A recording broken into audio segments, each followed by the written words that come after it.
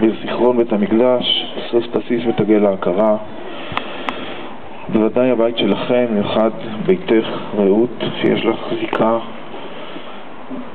שני הסבים שלך גרים בעיר העתיקה וצופים על ירושלים שעדיין חרבה, וכולנו תפילה שתיבנה יחד עם ביתכם.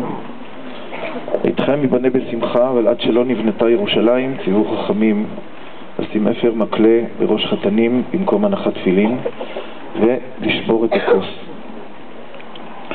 בעזרת השם ביתכם ייבנה באלון מורה.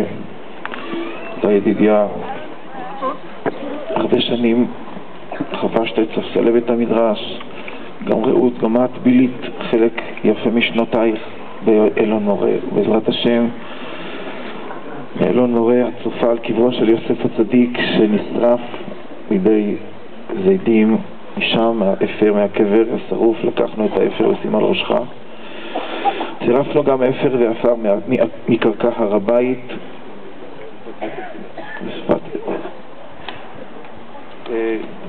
נערב את כל האפרים האלה ונשים באמת על ראשך גם אפר מגוש קטיף ומצפון השומרון, שבעזרת השם יחד עם ביתכם ייבנו כולם, עם ביתכם, עם בית המקדש ייבנו כולם במהרה בימינו.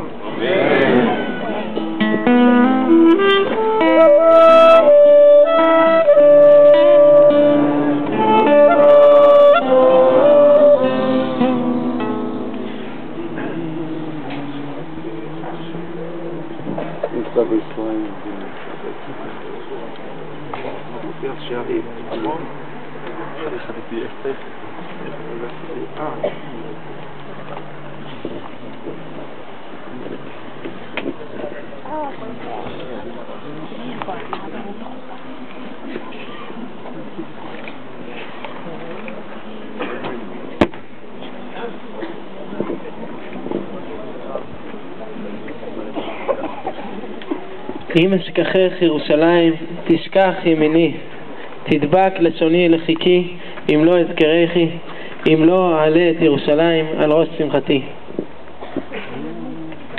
מזל טוב.